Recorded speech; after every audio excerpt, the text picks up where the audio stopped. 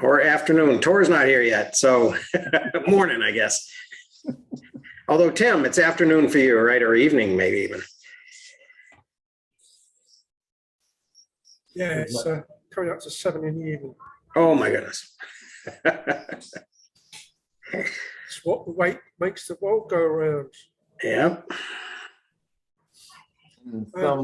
In some technology. Oh, go ahead. Brit, I've always had the habit of British summertime.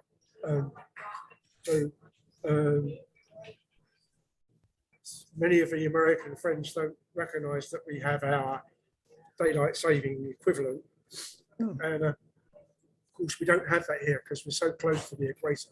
It's only 25 degrees north.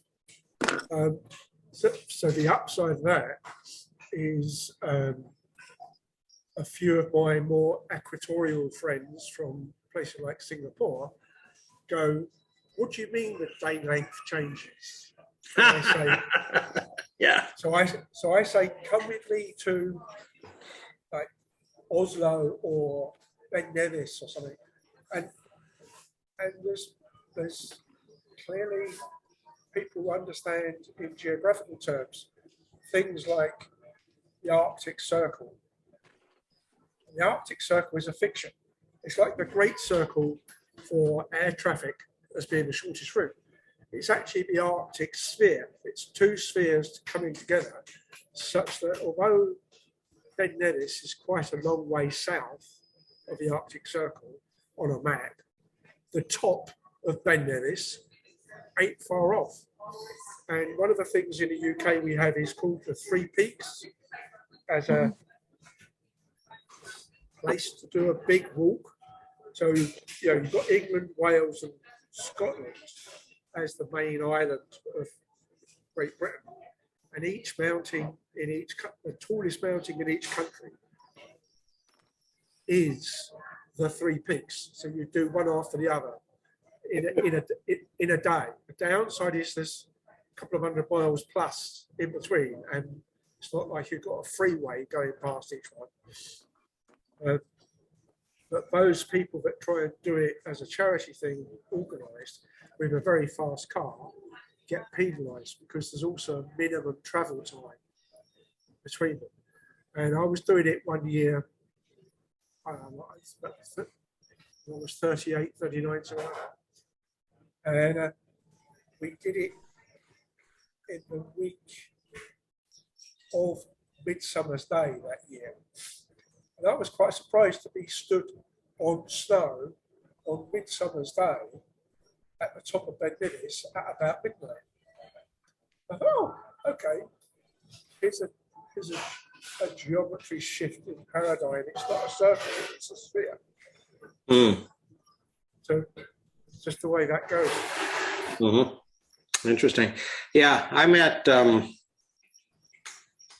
45 degrees, I think. So I kind of feel like I'm halfway between the what's that line? Halfway between the gutter and the stars. But of course, coming from London, you're at 51, 55, depending where exactly. You get 18-hour days. When I took my first trip to Oslo, which was a bad trip in some respects, or a bad flight over, it was one of the last flights over on that particular day, and I missed the meal at the hotel because I was quite late. So I'm all edgy, and I've had raided the minibar for dinner. So it's a packet of crisps and a packet of licorice and a Coke. And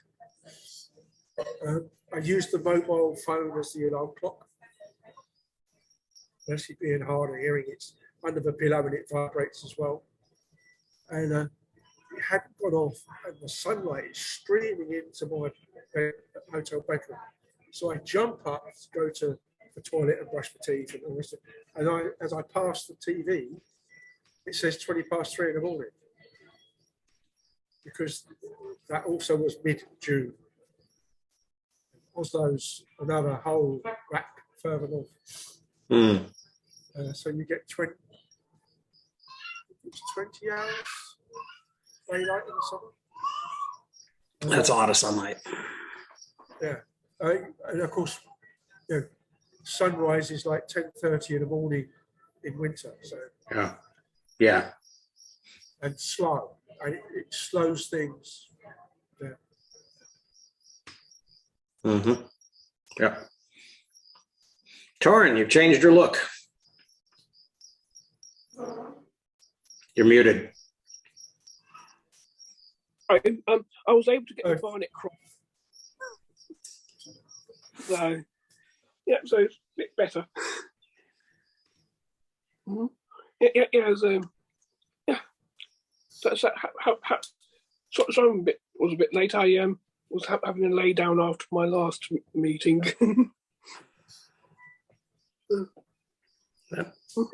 I have my daughter do me, so and it's probably a little bit overdue. Mm-hmm. Okay, so today we are on chapter 4, reparations, and so I'm curious how how people responded to this whole idea. I found it very interesting that just the whole sort of reverse reparations thing that happens in Haiti, and I think that I will add a little bit more about that to my own sort of description of that in my even in my U.S. History. Haiti's not often mentioned in U.S. history courses, but I think it's kind of interesting and relevant. But how did people respond to this? Yeah, I thought because I wasn't aware of their poverty was caused by them paying so much to France. So in that case, I agree that France should help them recover.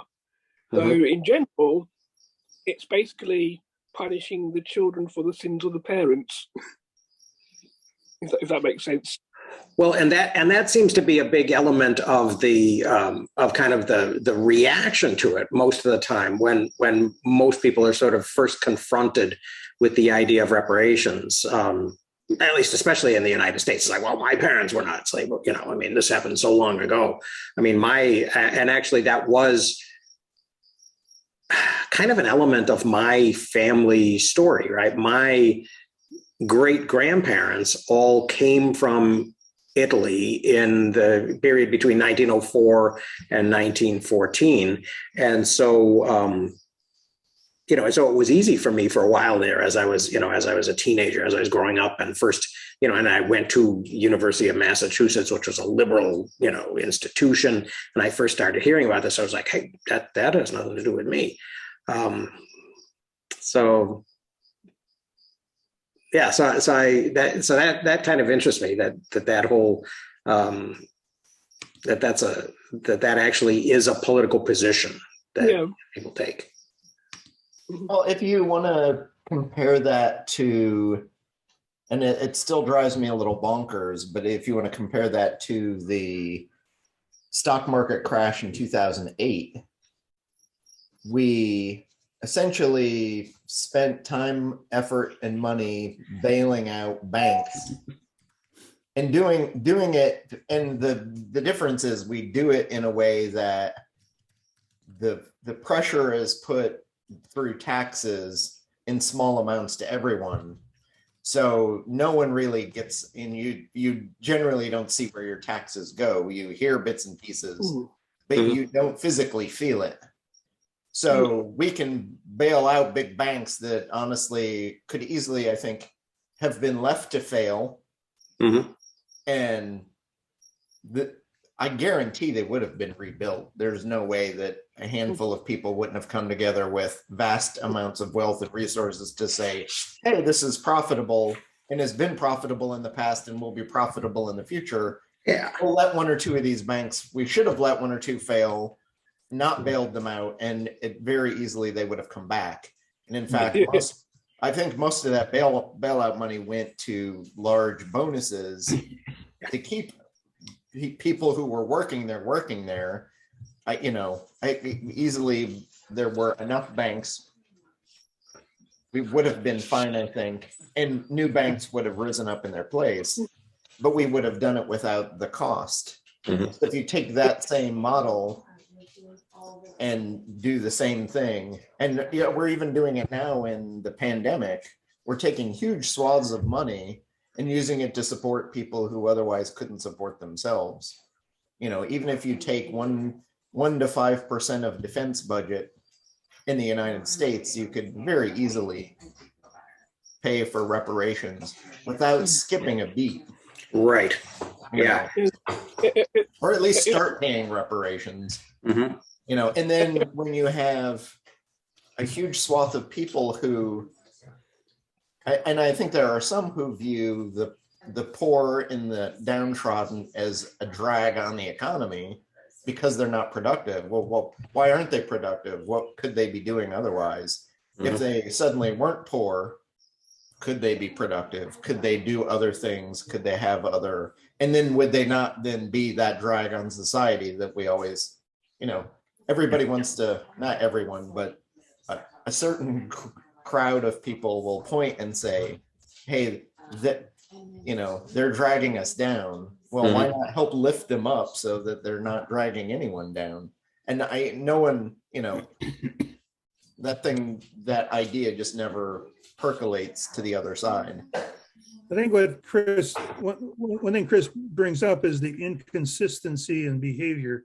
Yeah. And Piketty did the same thing when he talked about the country was willing to compensate the Japanese citizens who were, I don't know what you call that, sequestered or whatever, mm-hmm. during World War II, but then you won't do it for other groups that maybe, well, so it's like, okay, once you establish that you're willing to somehow make amends, then the question becomes, well, why don't you extend that to other people? Maybe it's the historical immediacy, but the question, the issue lingering without being said is, well, is it some form of racism that would lead you to act that way?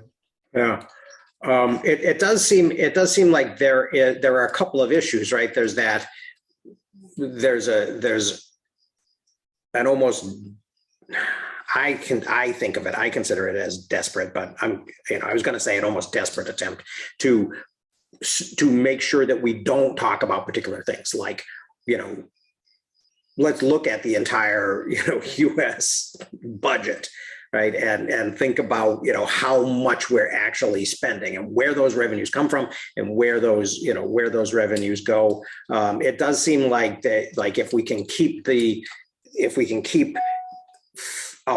avoid doing that, right? If we can keep down, if we can keep this conversation within some bounds, then we can make it kind of a zero-sum game, right? And then we can say, well, if we do this, then this is going to come, this is going to have to come out of this budget, and that there isn't enough money to go around. And so then we can, sort of pit these people, these groups against each other and make it, and take people who would naturally be allies. And I think, I kind of, this was the thing that I got out of reading, Thomas Frank a couple of years ago, was that, what about sort of the natural affinity between populists on the left and populists on the right?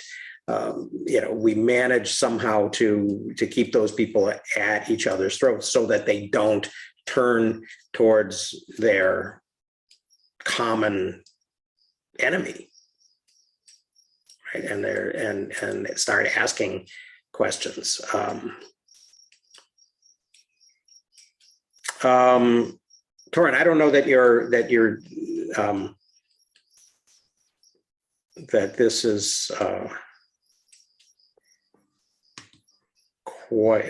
that this week's stuff really.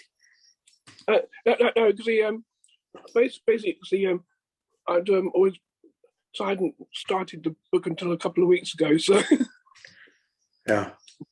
yeah, I was saying the Northern Rock was a big bank here in the UK that was bailed out, and there was seems like queues of people outside of the bank to withdraw their money and things like that. And so that's a good example from here, but I can't remember any of the others. Mm-hmm. Yeah. Yeah, we had, being sort of focused more on Minnesota, although I guess I wasn't living in Minnesota when the thing happened. I was living in New Hampshire. I was still sort of focused on Wells Fargo, which was not a bank that actually was in financial difficulty and needed to be bailed out, but the government wanted Wells Fargo to buy Wachovia, which was a bank that was failing, and Wells Fargo sort of pushed back on it, and then they gave them like $35 million, and so they went ahead and did it. Or it's just it was kind of ridiculous. And one of the reasons that I sort of follow Wells Fargo is that although it sounds like a California bank, it was actually a Minnesota bank. It was actually a banking company called Northwestern National Bank, which then changed its name to Norwest. And then similar to a lot of Minnesota corporations have this sneaky way in which they acquire other big name companies and then change their name to that other name because they think somehow the Wells Fargo name is going to have more popular appeal nationwide, right? So we'll change it. We won't be Norwest anymore because that no longer makes sense. If you're a national bank, we'll be Wells Fargo, and we'll have the Wells Fargo wagon, and we'll put it in our, in our rotunda in the lobby of the headquarters building. Northwest Airline did the same thing. Right, they kind of merged with KLM, and then they merged with Delta, and they became Delta. But it's kind of funny because the CEO of Norwest became the CEO of Wells Fargo. Although I think he did get to move to San Francisco and live the posh life. So maybe there's something going on there as well.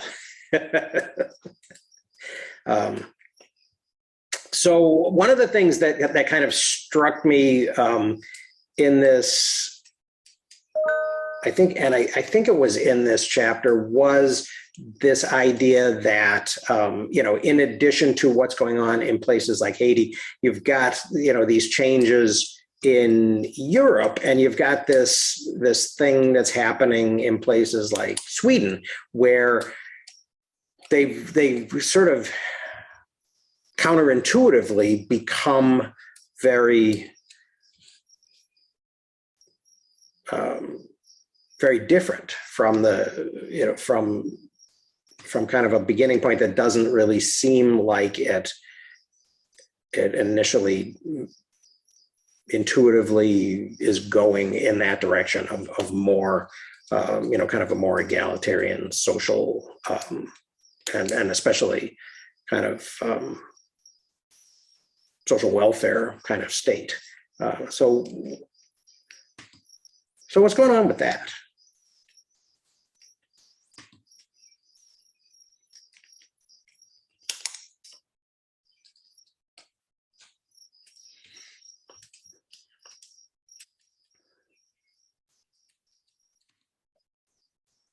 Or is this just so France oriented that we're just we'll stick to the French thing? French. I don't really know much about because it's like the first time I'm actually hearing about it from the chapter, so I have no real historical context to actually have an opinion on it too. Okay. Yeah, the French do seem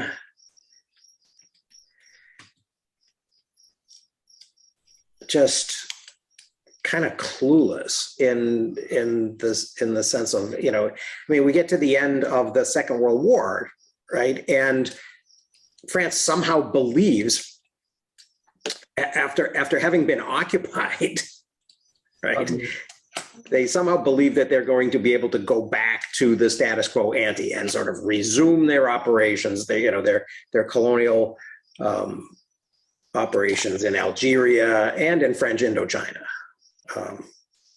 and that doesn't exactly work out for me. I mean, Churchill has a similar idea, I suppose, about India.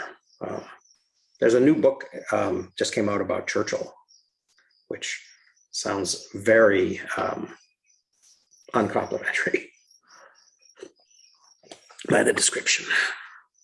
Well, for me, one of the interesting parts of the chapter was specifically the talking about France and its relationship with Haiti.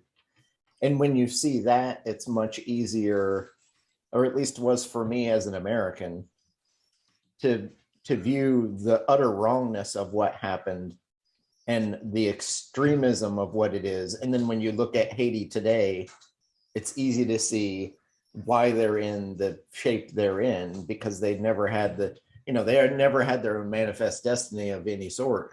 And so here they are, working on a 300th anniversary of being poor and downtrodden. Yeah. And when you look at that, and then you kind of are able to better self-reflect on what is the case for the United States with respect to its slavery and that history, which, coming into, the 4th of July is less than a month away now. And at the end of the week, I think we're looking at Juneteenth. Right. So every year for the last 4 or 5 years, I've been reading, the essay, "What to an African Heritage, the 4th of July." Yeah.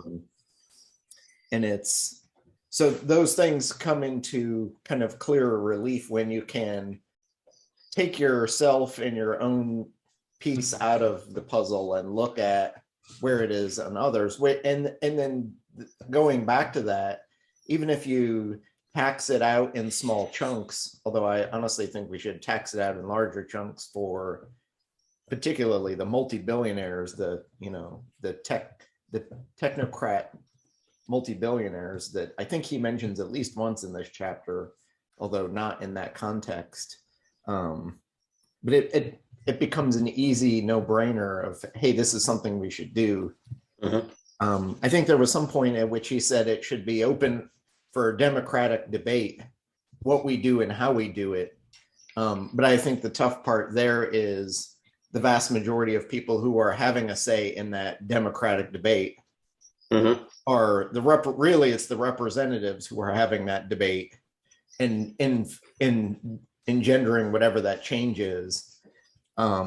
And we're highly unlikely to make a substantive change if that's who's making the decision, because there aren't enough. But similar to the way on this call, there are,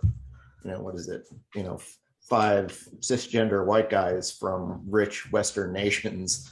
Right. At least we do have some diversity of countries here represented, but yeah.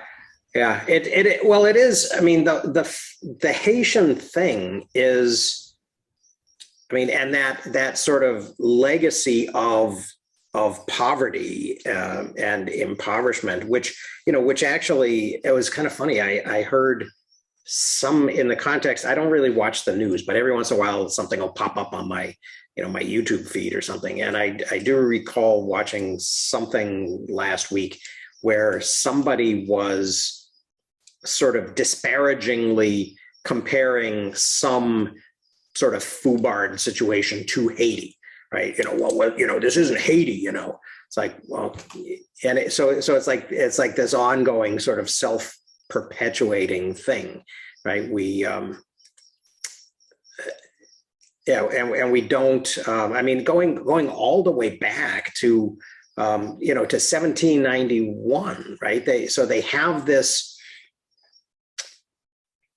They have this very violent slave revolt and revolution, and then And then for 5 years, they successfully fight off the British, who think, oh, this will be an opportunity, right? We'll take advantage of this. This is another opportunity to conquer the rest of this island. And so they fight them off throughout the 1790s, right? And Robespierre, in like the only thing that the Jacobins ever do right, Robespierre abolishes slavery throughout the French Empire. And so basically kind of makes common cause with these people who, have sort of gained their independence and then sustained it against this British invasion. And then Napoleon comes in and says, well, really, this is the jewel in our crown, so I want it back. And while all of this is going on, America is kind of studiously, trying not to be involved. One of the other comparisons too that I made in reading this chapter, because some may look at it and say, oh, these people, even if we gave them help, they still would be in that same position, or we weren't on their side, or we weren't allied with them. But then when you look at the Japanese after World War II, who ostensibly were our enemy for ages, and then literally on the turn of a dime, because it was convenient for the US to make the decision that, and it's not even that we wanted to help them, but that we wanted the markets for products, and they had a workforce, they picked up and took, and they licensed technology instead of doing it otherwise, and they rebuilt themselves with our help. So the United States decided, hey, let's make things positive so they can turn this thing around, which they did to a crazy extent until roughly the early 80s, when it was, oh, they're doing too well, so let's put in some protectionists pieces to keep them from running away with too much. So, and if you think about it, it's, no one frames it that way, but in some sense, that's reverse reparations that we gave to Japan just in political policy. Oh, yeah, completely. Well, and a big element of that was the loss of China, right, in 1949, right? So we needed a foothold in South Asia. But yeah, $2 billion, $3 billion in direct aid, preferential access to our markets. I remember, as a kid, Made in Japan, was just, it was printed on every transistor radio, and every little, knockoff crappy consumer product, right? And then over time, that because they were so disciplined about, reinvesting, and and they were able to kind of have a centralized industrial policy, right? They managed to take advantage of those. It's just as easy. Why couldn't we do that with? And even from the United States perspective, it always seems like we're shoveling money into Puerto Rico as an example. But when you look at who's getting that money and how, right, the country, I don't know, you can't even call it a country itself, although I want to call it a country and I want it to have its own space and direction. But the people who are getting the money from the United States on our behalf to spend there are not the people who live there determining where that money goes and how they invest it. Right. And to me, that, that's yet another form of this kind of debt peonage. And we're continuing to shovel money in it. Instead, we should say, you know what, here's a chunk of money, do with it what you want. And actually you control it rather than we control it on your behalf. Right. But I think we could have a much better outcome in that same model as happened with Japan. But, you know, for political reasons, we don't do that. And we don't give them a vote. We don't give them a say. They have, it's a pseudo democracy that's running on there, but. Yeah. Yeah. Well, and it's interesting. I mean, one of the things that fascinated me about this chapter was that he actually named some names of people whose families are still benefiting from having had that leg up, and that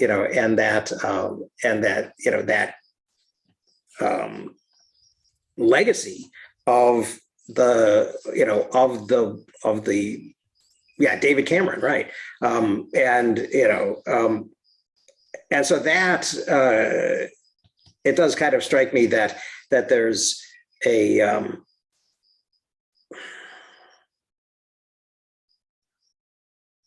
that there's something going on there. So I normally focus on sort of the because it's easy for, I guess maybe he's just too easy a target. I oftentimes focus on Jefferson, right? The writer of the Declaration of Independence, who at the time, he's in France for a while, but then he comes back to America, and at the beginning of Napoleon's reign, he is he's president during this so-called Revolution of 1800, right? And this is the period when the French come and re-invade Haiti, and Toussaint Louverture is captured and taken to die in a prison in, I think, the French Alps. But Jean-Jacques Dessalines actually kind of continues the fight and wins, right? And so they finally, they finally announce the, January 1st, I think it's 1804, right? Announce the establishment of Haiti, and right, and of course, Louverture had written a Declaration of Independence for Haiti that was based on the American Declaration, based on, that basically had taken its inspiration from Jefferson. Jefferson's president, and and what happens, or what fails to happen. It's not until 1862 that the U.S. Congress and the executive branch can actually recognize Haiti as a nation, because there are no longer any Democrats, Southern Democrats in Congress in 1862. So, yeah, it's just, I think it's interesting how that story is not told in the same way that, on, what is it, page 80, right? The story of Sherman and the 40 acres and a mule, right, is not, that's part of Sherman's march through the South, is this idea that there will be some reparations, right? There will be something that is handed back to these people who had been the kind of the foundation of the Southern economy. And then it doesn't happen. Or you get Jackson, and then it doesn't happen. Andrew Johnson. Yeah. Yes. That. It would be interesting to see what would have happened if Lincoln hadn't been assassinated and Johnson hadn't taken over at that moment. Maybe things would have gone differently. It does seem like there was. I don't know if the congressional, the radical Reconstruction, that Stevens and the Congress, pushed, would have had enough energy to kind of get over the barrier had Johnson not, been, doing what he was doing for the couple of years previously with presidential Reconstruction, and how lame that was. I remember even at the I think it was roughly at the end of the Trump administration, at a point when it was obvious Biden had won, or at least obvious to some, that, you know, there were people who were going back to Reconstruction era law and capitulations that the South made to end the war, and people saying, we're going to kind of re-implement these, or we'd like to re-implement these laws or actually enforce them in the Deep South, where it's obvious that the kind of the white power structure is still holding down, particularly things like the vote. As all of the, you know, the Voting Rights Act stuff is kind of aging out of enforcement at a time when we probably still need it. Oh no, mission accomplished. Come on, Chris. But it's, you know, there were, I think there, I remember one in broad strokes, there was, you know, the US government has the ability to go in and kind of take over or remove and unseat senators and congressmen in areas where, you know, the space is not being kind of reconstructed the way it should be. So it, you know, there is at least some legal precedent or written law that would allow, let's say, you know, the US could go into Alabama and say, okay, Alabama, you have lost your House and Senate seats as a result of, you know, inequalities that you're perpetuating into your space. Yeah. Yeah. Well, you know, and it does, I mean, it seems like so much of this stuff is happening behind the scenes. I mean, the whole redistricting, gerrymandering, you know, that has been going on in, you know, in American politics over, you know, over decades. It's kind of weird. I mean, the whole Trumpian the whole Trump administration, that 4 years, I mean, it doesn't strike me that, you know, to a very great extent, he had a program, right? So it was just like, oh, this is our, you know, the you know, I mean, I hate to use words like, you know, like deep state, but, you know, these organizations, you know, and political agendas that had been, you know, that there had been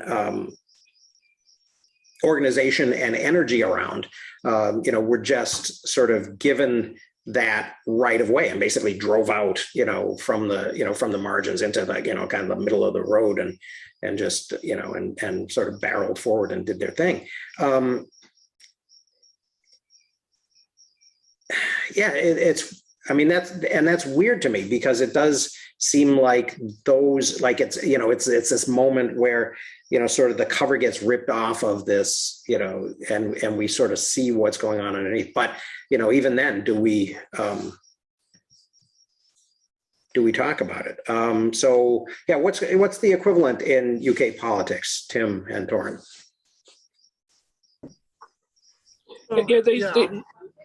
The obvious one to me would be the complete whitewash of Jeremy Corbyn. The people's side of the party, I mean, the Labour Party membership is still the biggest singular registered party. I mean, it's millions of members, whereas signed up paid Tories is something below the 200,000. The membership clearly wanted Jeremy, but for whatever reason, those people in the middle, either party activists and those that push things around in the back rooms and all the rest of it, clearly didn't want him, didn't believe, right or wrong, that he was electable. And they, on that basis, they made him the scapegoat of everything, up to and including making out that much of the party, and he in particular, because he has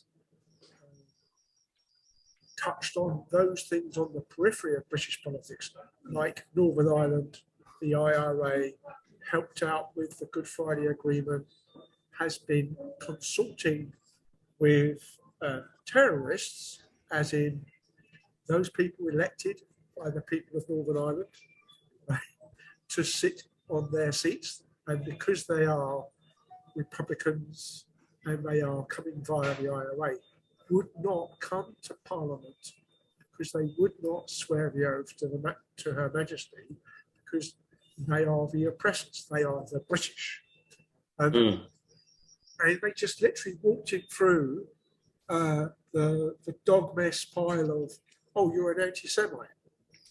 Why? Because he's for life in Gaza, as Right. opposed to, hang on, we all know all of these stated illegal housing complexes being put up on old Palestinian land, etc. So because of those things that are on the periphery, he gets slammed and pushed out. And now, of course, we've got this guy who used to be our equivalent of our Attorney General. And in our Yarbu type house politics, they've decided he needs his own party gate. And as in having a party during a lockdown. Right. or has been tagged with old politics. So one of the things that Starmer was working as when he was effectively the AG was the criminal case against a number of big named paedophiles, like Jimmy Savile and even some members of Parliament who were our Liberal Party. And it was all hushed up, and it was all known to the police, and the police were corrupt, and even involved a few chief of police in our county system, and the BBC in a big way. You know, they knew a lot, but they didn't ask enough questions. They didn't push it around. And yet they were putting out this regular kids program. Jim fixed it for me, where mostly kids, but not just kids, would ask for a favour so they could meet their favourite footballer or go to a particular event or whatever. So Jim fixed it for them, and very often Jim would fix them, you know, as a paedophile.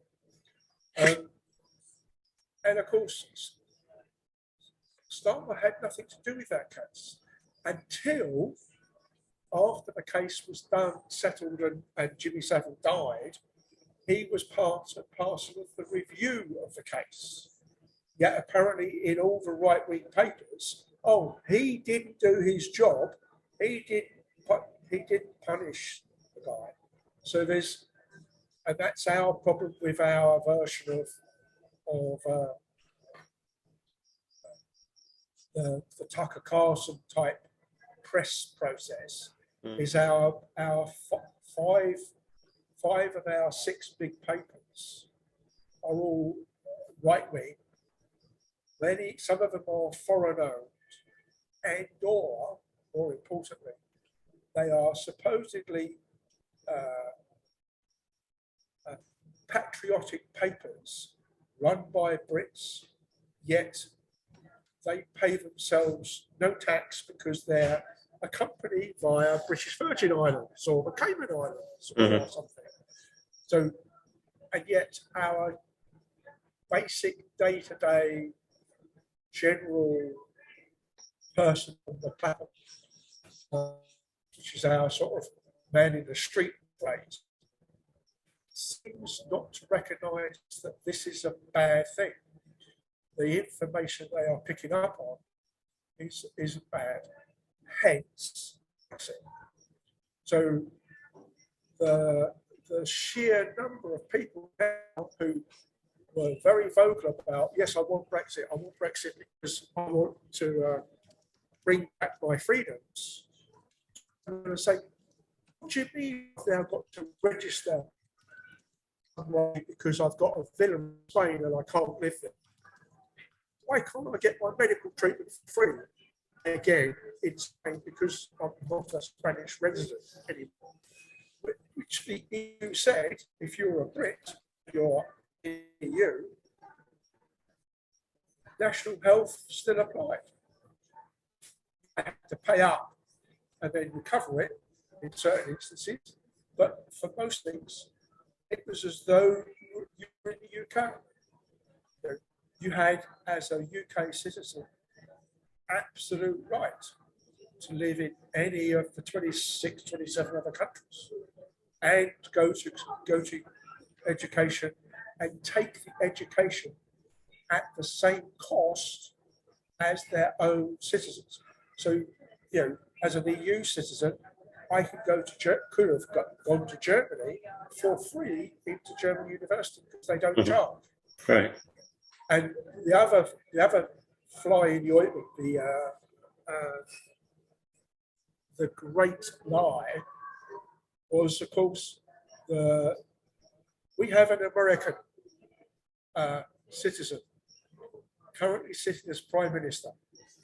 He happened to be born in the United States, which gave him the right to a US passport. He had to relinquish it not long before he became PM, simply because of the political colour. One of his standard phrases was, Turkey will never join the EU while I have a say. And it was always put up as being, otherwise we'll get millions of Muslims coming over, and at the moment we have no control. Every current member of the EU has a total absolute veto on any new member. All new members have to be unanimous within the countries. And this is said by our current Prime Minister, whose grandfather was Turkish. Right? So are we seriously saying that granddaddy's not good enough? If you compare it to some of what I hear about from your Confederate fans, one of the reasons they say some of what they did was because Grandpappy was there. He was at Bull Run or whatever. And it's that close. It's literally that one generation away.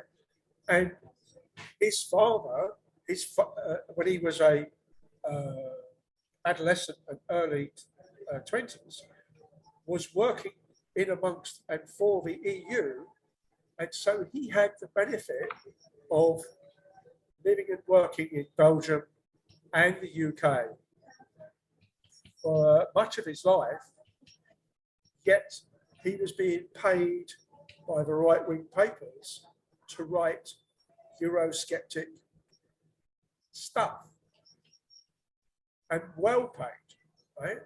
And then he comes, and then of course, take the other example, which relates very much to this chapter.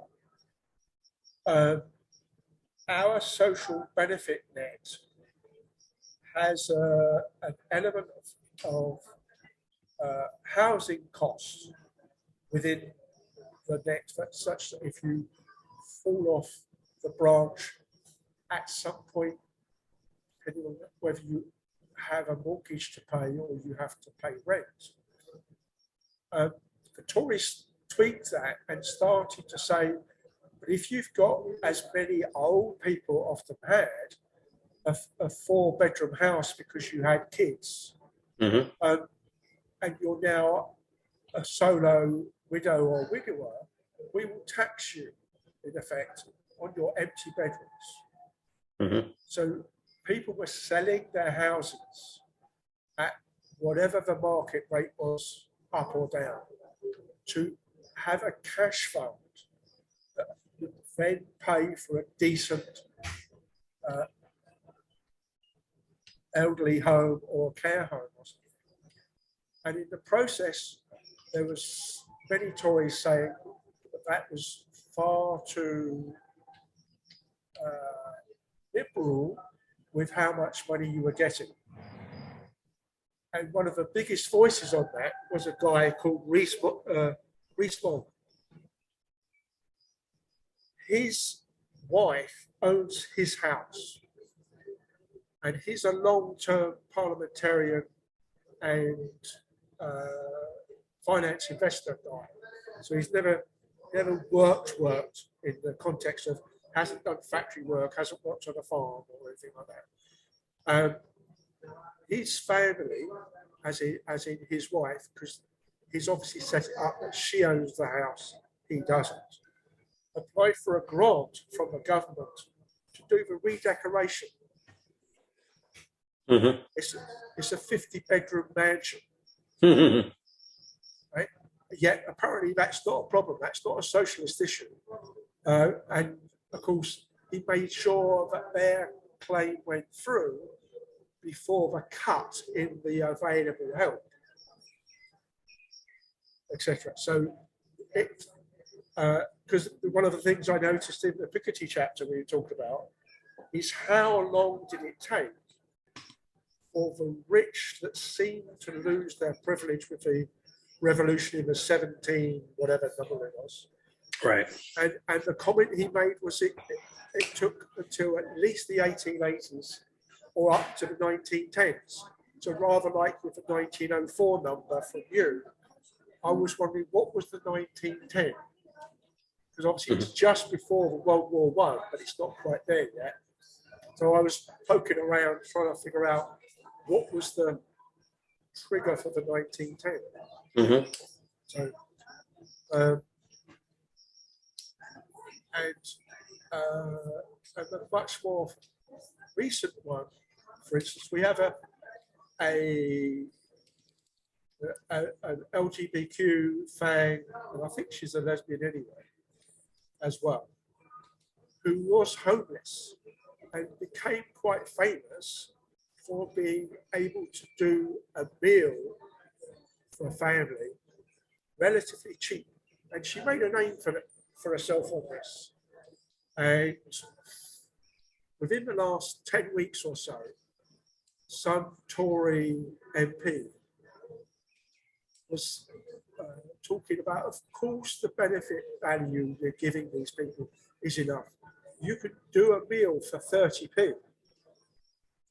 Now, 30p at the moment is like 60 cents, I think, or not even 60 cents. It's probably 45 cents. Yeah.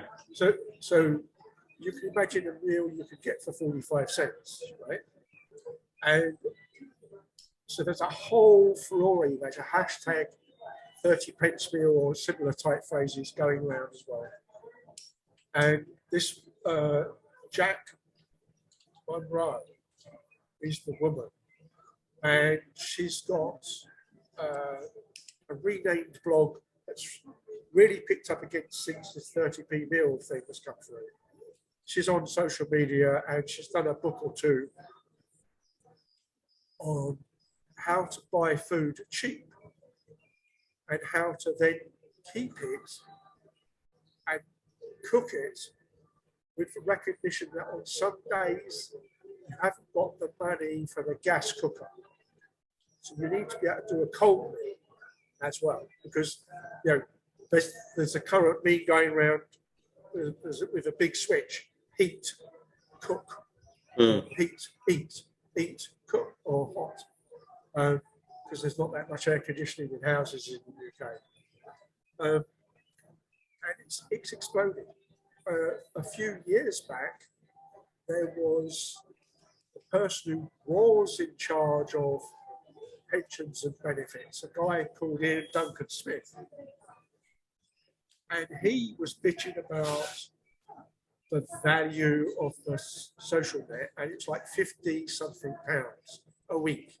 Oh, I could live on 50 pounds a week, he says, on the same week that he was putting in his claim for a breakfast taken with constituents at 36 or 39 pounds a pop.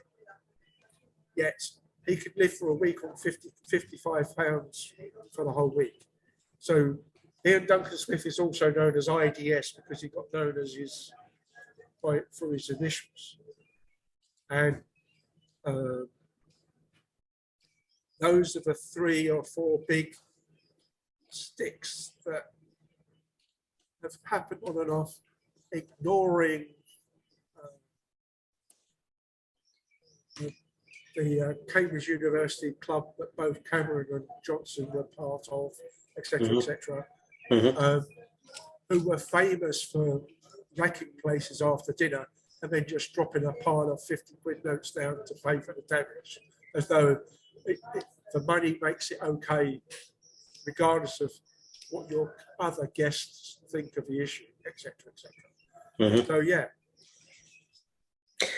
So Good one of the stuff. things that I was actually curious about with respect to Brexit was sort of going into it. We heard or at least I heard that there was a lot of anxiety about the Irish border, right? That this was that the border needed to stay open because of the settlement, and and that with most of Ireland remaining in the EU, and and Ulster being part of Britain, that this was going to be a potential huge issue. Yeah, it still is, because it's not solved. The previous government and the current government have basically just said, we'll find a solution, and ignored it. I mean, the other thing, of course, is the Good Friday Agreement was made that effectively stopped all of our terrorist violence or domestic terrorist violence based on Ireland. And the bulk of that is the suppression of the Catholic minority, or rephrase it, the suppression of the Catholic majority in the Northern Ireland that can't get its voting act together to vote us out, as it were, such that it needs an EU-style border, as in effectively an invisible line, no checks. It's the same as it is, you can walk across the border, which is a painted line between villages that are either side in between Belgium and Holland, etc. And there's quite a few of those. And it was always being, do you realise what you've said? Yes, we're the government. Piss off, basically. And everybody, or all of the serious people on all sides, were saying, this is a problem, this is a problem, this is a problem. If you want to leave the EU as a totality, as opposed to like Sweden, Norway, Finland, Switzerland, etc., are inside the economic boundary. They are outside the political boundary, right? And it was always said, no, it's all out, everything out, and we will solve the Irish problem. And it's like, so where are you going to put the border? In the middle of the Irish Sea? At which point, stuff going into Northern Ireland, i.e. Britain to Britain, it's as though, because it's separated a bit, we could say it's a bit like if you were going to transport something from the 48 contiguous states and you're going to export it to Alaska, it's got to go through passport and customs check, and there might be a tariff. It's crazy. Yeah. And the other thing that's different about Northern Ireland is that they, a bit like Scotland, Scotland has its own law, and therefore it has its own parliament, sort of thing, and it has its own legal system. So the simplest one that's like a big major change, the same, England and the US are similar, is you're either guilty or not guilty. But in Scotland, there's a third alternative, which is not proven. Right. Which allows you to get around the double jeopardy. Right? If you are, and further evidence comes up, and you've already been tried, but it was not proven, you can go back. And Northern Ireland has got the same laws. However, there's a few extras. And because of the Republic is majority Catholic, there is a lot of medical trade for abortion across that border. Sure. But the DUP, which is the current lead party for Northern Ireland, and the party that was popping up, the Tories by the numbers in the House, and therefore were actually throwing their weight around, even though it was only six or eight members. They were getting an undue weight, a bit like your two senators in Minnesota versus the same two senators in California. So they were punching above their weight. Well, we like to think our senators are actually justified, but Wyoming's are not. Yeah. So, but you've got a quirk where the democracy by land space as opposed to democracy by people count. Right. And there are certain instances where, because of coalitions, as in a lot of Europe, of course, there isn't first past the post voting like the UK and Canada and the US. There is proportional representation, as there is in Scotland for the Scottish Parliament and in Wales for the Welsh Parliament. So you have to make a coalition to work together. Right.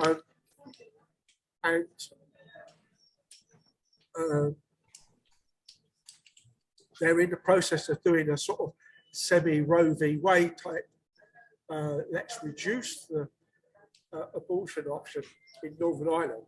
So now, of course, you're now going to get a medical journey from Northern Ireland to the UK, because you don't need your passport for that.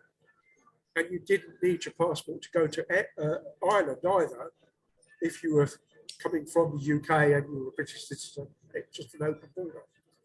For a long time, you know, even before joint membership of the EU, it was always a soft entry to the UK. So a useful one for the spies and the criminals in and out as well. So you often see it in a spy novel.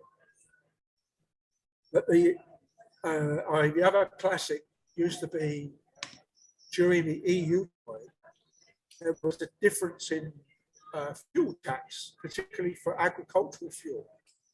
So the farmer, I can't remember which way round it was, particularly those farmers that had a farm both sides, or one farm that spanned the border, many did, they would buy the fuel on the preferential side and use it. So we have a thing in the UK that they colour dye red diesel fuel for agricultural and construction processes, because you're not driving on the road. So you don't need to pay the road style tax. You don't pay on roads, you pay via the fuel. So, and of course, what happened was some of the bad boys, a guy called Slab Murphy, for instance, big drug dealer, gun runner, and fuel importer, illegal fuel importer, would strain it to take the dye out so he could sell it on the other side of the border in preference. But they got him eventually. So he's currently in, I think he's in jail in the Republic, because when they finally went for him on the British side, he took a runner and the Irish police, the Garda, were waiting for him from memory. So there's a lot of cooperation there through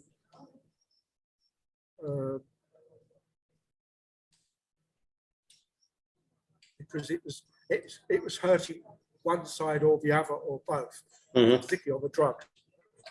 Yeah. So one of the other things in the chapter that I'm kind of curious about is kind of this issue of education and sort of the difference in education during this kind of colonial period, and this would be I don't know, maybe this isn't as relevant for us now, because this is again a very sort of French Africa kind of a question. But it did kind of jump out at me as I was reading this, that because one of the things that I think Piketty, if he knew more of American history, would have been able to talk about would have been the ways that in Reconstruction, especially after the failure of Reconstruction in 1877, the differences in the ways that people were educated and the access that they had. So I don't know. I think that he talks a little bit about social reproduction. I think somebody mentioned social reproduction in a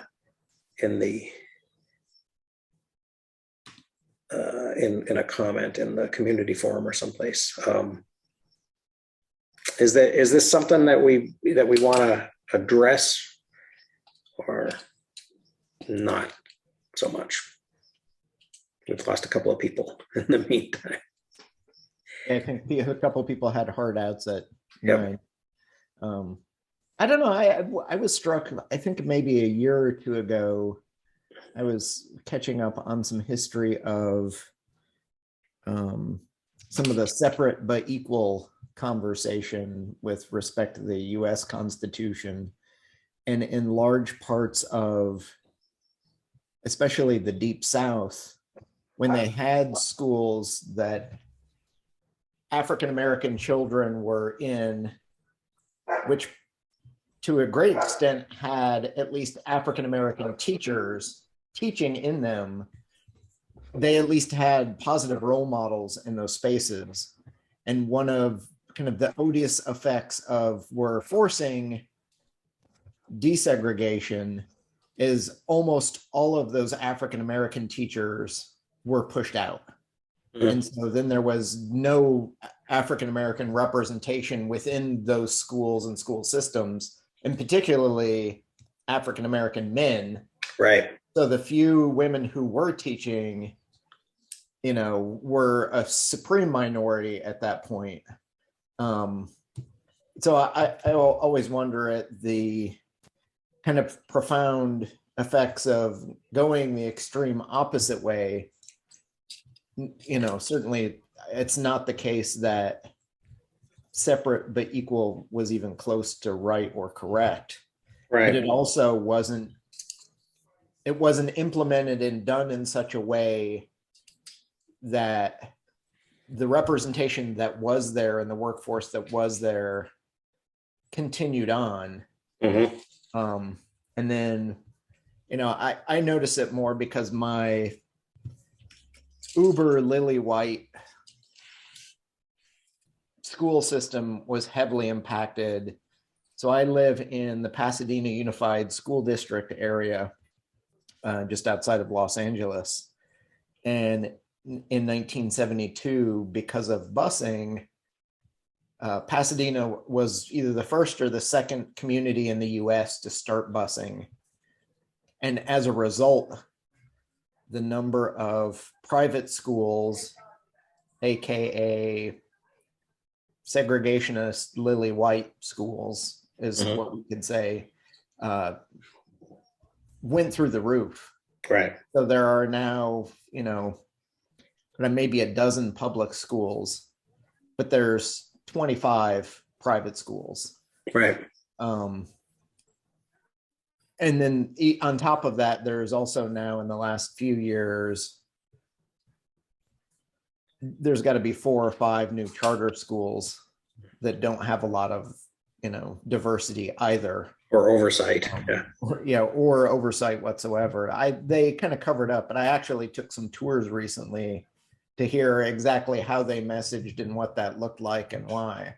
Mm-hmm. And it just is really, it was disheartening to say the least. But these private schools, and there are private schools in my city, a good number of them the majority of them are over $20,000 a year for elementary, middle school, and high school. and there are quite a number of them in the 50,000 plus range, which means you could send your kid to middle school in the city of Pasadena at a freight rate higher than it costs to go to Harvard. Yeah. Um, Yeah. Well, and it's kind of like, as that, there was a video that I made my equity students watch a couple of weeks ago, in the summer class that I'm doing. That was a Black educator saying, we need more Black men. We need more role models for students of color. We need more people. We need more teachers that look like them.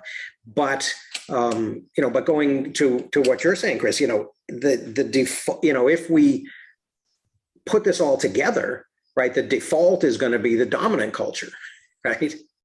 And so where you might have had, Black men teaching Black students in a Black school, you put them together and you default. I mean, it's almost like, Native American termination, right? Which was done to some extent by, some of the people thought of this as as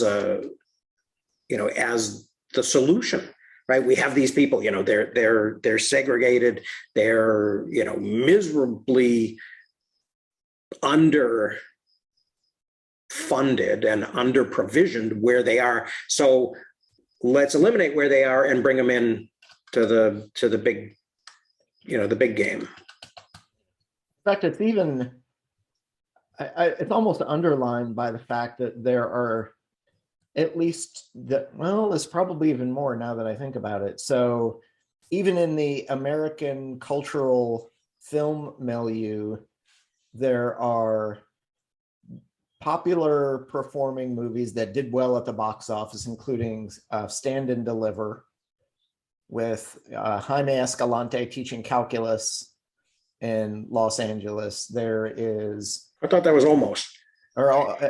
No, well, that's the actor. And then you've got Morgan Freeman played Joe in, was it Stand? It's not Stand By Me. What was the, but he takes over as the principal of an African American taking over as principal of a marginalized school, and then suddenly it does better. Mm-hmm. Even on the other side of the pond, you have Sidney Poitier in the 60s doing Mr. Chips business. And those are like the fun, heartwarming stories, and they seem like the rare exceptions, yet there's those three exceptions almost prove that rule of,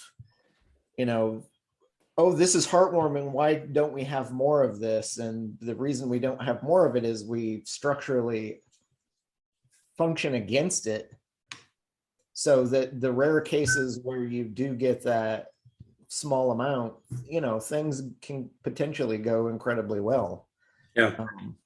And well, to the tune that someone is willing to buy the rights and make the movie, mm-hmm. which is stupidly painful to do. Particularly in those, and in a Hollywood structure system, those are not movies that when they're bought and put together, anybody in their right mind thinks those movies are going to do well. They're going to make money, right? So there was another reason to do it. Well, no, you don't. You don't. So that's even part of the exception is if I'm a Hollywood executive, and I actually have some experience in this, I don't go out of my way to try and fund and actually get those movies made, because they're going to be small little niche movies. They're not going to be breakthrough movies that, do well, other than they have a heartwarming ending. Mm-hmm. So literally everything is stacked against all of those factors from top to bottom, yet there they stand. Which deserves to be explained. Go ahead, Tim. Right. Suddenly thought about the Black teacher, and I was just racking my brain. As I said before, I grew up in North London. a bit further north from very black areas, but I still had 20%, 15% of my high school was Caribbean black mostly, with the odd Indian included. And I've never had, either at school, at all three period schools, or at university, I've never had a black teacher, male or female. I've had one Indian female for maths, and I can't even recall a black faculty type thing. So it's not just my classes, but within my high school, the closest we got to a foreigner, we had a couple of Germans, because that was the first language that school taught. And we had a big relationship with the city of Hanover. Yet, as I say, but we don't. The normal schools in the UK are not segregated in that way. It's which is your nearest is in theory your first choice. And if it's not your actual first choice, you have to make a case. And my nearest school had a relative teaching at it. So that was the immediate reason for not going there, was I didn't want to be taught by my aunt. And so I ended up, oddly enough, at a Church of England funded senior school. So you had the option of taking communion every school day if you wish. And there were no beauty of established religion. But there was no black. Oh wait, I'll rephrase that. There was also one Indian male teacher there. Or I never had him, so I'm not quite sure what subject he did. So and even when I was at university, I can't recall. And of course, some university lecturers are quite young, and I went to university after I deliberately worked for a few years, so I could do it on my own as opposed to relying on anything from my parents. And it's a big mixed university, and we had a number of us swap overs from the US as well. I know we come for just 1 year. And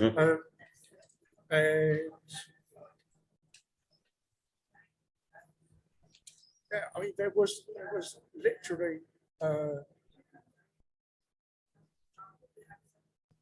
very few. There were very few blacks in that place. The one Nigerian on my course didn't make it past the first year. Couldn't cope. But he was an excellent person in that context, because he would challenge stuff. We're all, the bulk of the people on that course, we're all white, Northwest Europe. So you have and if we're talking about colour, we have an association of red is hot, blue is cold. But if you're from equatorial Nigeria, that is not correct. It's the heat of the colour is just from the brightness. Yeah. So, and we were talking about colour because it was architectural, building engineering, lighting. How do we make buildings usable? So it was pertinent in the extreme. And so we all lost out to a certain extent because the diversity in that class was low. Including the fact that for the first time ever, there was a Tim in my class. There was 4 of us, 4 guys called Tim. I never shared a class with another Tim before or after, oddly enough. Yeah, it's interesting. I mean, there's so much continuity, right? Because people have careers as teachers, but even so, I mean, I guess what I'm curious about is, has that persisted in London, or in the UK? In America, I think it has a lot to do with location, right? I mean, I teach at a little, we call it a university, but we only have like 3,000 students, so it's the size of a small liberal arts college, really. But we're in a northern Minnesotan community that has probably a population of 14,000, and we are located between the three largest Native American reservations in the state. But even so, it's a very white, it's a very conservative town. How do you, if you had, and I think our university does have a goal of more diverse hiring for faculty, how do you do that? How do you encourage, even if you go out and you advertise everywhere and you find the right person, how do you convince that person to come to this community to teach? That, it seems like there's a lot of inertia there that takes generations probably to get past, and at the same time, we're ignored, right? This is the flyover, right? This is not a part of America that anybody who is thinking about, sort of public policy on a national level is focusing on. It's like last week where I got the last 5 minutes, that became 25 minutes or whatever it was. One of the things I spoke about was Jeff Spark and the freedom to sell your house to somebody. There were covenants within the ownership says you can't sell to a black person. Why would a black person go to somewhere in the middle of nowhere of northern Minnesota and be the only black person in town? Well, right. Possibly. Right. And seeing as we've said about Sidney Poitier, you get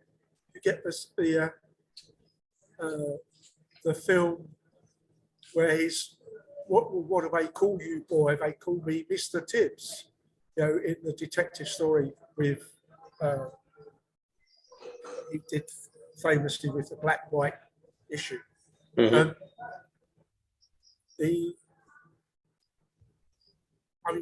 There's a comedy series when Britain was known as the sick man of Europe, so we're talking early to mid-70s, where our economy was down, but we were inside what was the ECC then, because the EU is the current name. Right. And a lot of our building labour, the bricklayers and the chippies and the electricians, had all gone over to Germany because they were booming. So there was a comedy show called Auf Wiedersehen, Pet, where these guys from Liverpool or Newcastle or somewhere up north, most of them, had all gone over to Germany. And one of them was a mixed race black person. And the comment was, "Where do you come from?" And it was, I think his hometown was somewhere in Northern Ireland, even, just to add in the complication. And it was some quite comedic issue at some point. And the other, at a similar time, we also had a show which I think we exported to you, but you obviously put it in your own context. Love Thy Neighbour. There was two guys that worked on the buses, one as a driver and one as a conductor, I think. One was black, one was white. They worked for the same company, etc., etc. And all of the comedy possible from there was extracted. And it wasn't violently nasty racist, but it was racist enough. And it was clearly done by the writers to bring things into the conversation. Mm-hmm. To be the more modern experience of that, for me, is an American one, is The Wire. Of all 5 sets of the series, which includes press teaching housing, drugs, people trafficking in as a lead topic within, but set in. There's this black half of Baltimore and there's this white half of Baltimore, and there's a fuzzy bit in the middle where there's either those people that are mixed and or there are those people that are mixing, and that I thought was an excellent method of showing what happens in schools with white teachers and black teachers in a predominantly black school. And you've got that the cop that resigned after he killed a cop by accident, the Polish guy, became a teacher. And the funny bit I saw from there was he very quickly realised he had to take a screwdriver's class with him so he could scrape off the chewing gum off the bottom of the seats. And yet he took on the semi-homeless little black kid, did his laundry for him because he was living in a burnout shell that had a certain amount of support from a few other families, but not enough. And how much everybody else pushed down on him because he had no money and he smelled and he was living rough.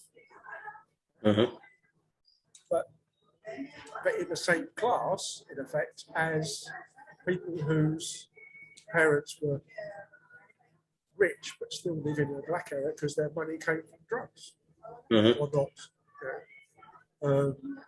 Or they were one step away from it. The money was, uncle got the money, dad's in something else on the periphery or whatever. And it was a real, came over as a real dog eat dog situation. I don't think we've had quite the same sort of community cop orientated type show. What cop shows we do have that are Brit have obviously racial problems and have drug problems same, so we get all the same stuff. I mean, we were talking also, I think, last time about the more secret police type thing. And I don't know whether you know about it, but there's a case in the UK for a young black kid got beaten up and eventually died from the beating. A kid called Stephen Lawrence. And the outcome of that was the element, the racist element within the Metropolitan Police put them under observation because they were in the process of saying, you guys didn't do a very good job, we're making a complaint. So it's post the crime, and the crime wasn't dealt with very properly because it's only a black kid. Right? Who cares? Type approach. And eventually they caught the kids, and those kids got put away. And at the time of the crime, they were underage. I think by the time they actually got properly caught and charged, they were sufficiently old to go to a normal prison, for instance.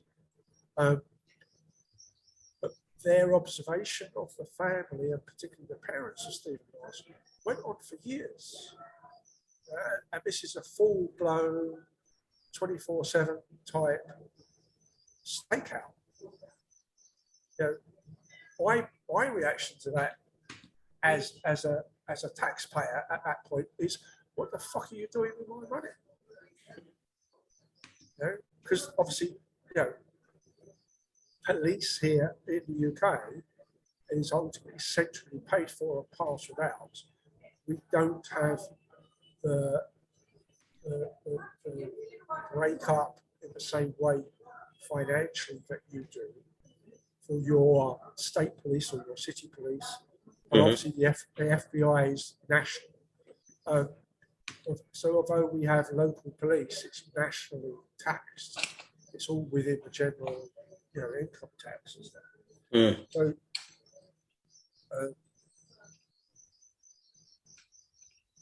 there's elements of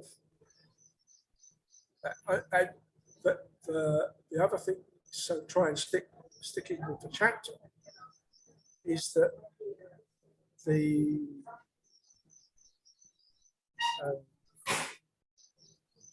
out of step and the step by step relatively small changes for those that are included either in the census and or into the voting rights.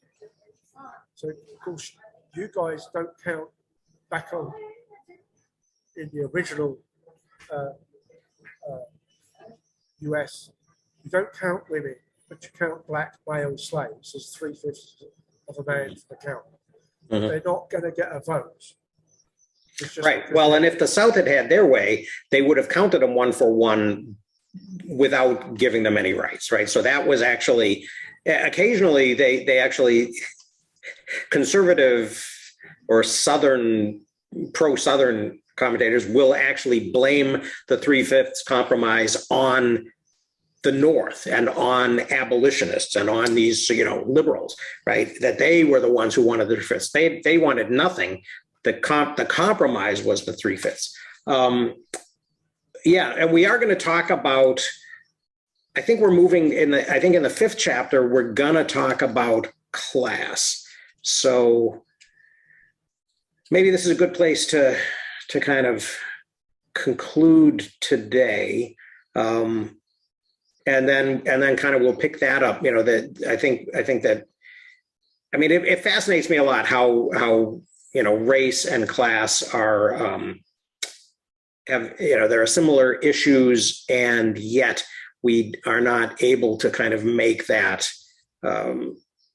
make that transition from looking at it, through the race lens to actually, figuring out what commonalities there are. So, I mean, there's a rap lyric to that effect, right? about Martin Luther King.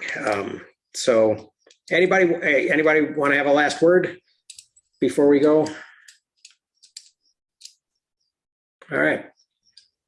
Cool. Then looks like we've got some good, I'm going to follow up on some of these links in the polygons look interesting. I'm not familiar with that.